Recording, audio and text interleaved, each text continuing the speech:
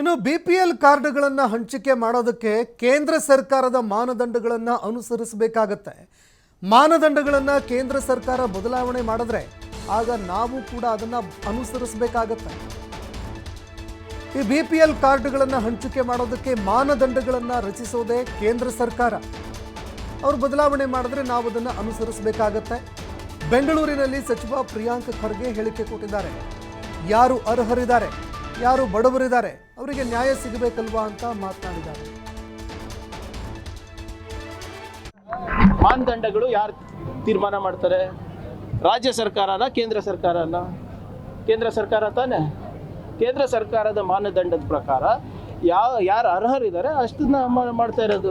ಎಷ್ಟೊಂದು ಸರಿ ನೀವೇ ಹೇಳ್ತಾ ಇದ್ದೀರಾ ಪೋಲ್ ಆಗ್ತಾ ಇದೆ ಮನಿ ಎಲ್ಲ ದುಡ್ಡೆಲ್ಲ ಅಂದ್ಬಿಟ್ಟು. ಆದ್ರಿಂದ ಯಾರು ಬಡವರ ದುಡ್ಡು ಬಡವರಿಗೆ ಹೋಗಬೇಕು, ಬಡವರ ಯೋಜನೆ ಬಡವರಿಗೆ ಹೋಗಬೇಕು ಅಂತ ಅಷ್ಟೇ ನಾವು ಮಾಡ್ತಾ ಇರೋದು.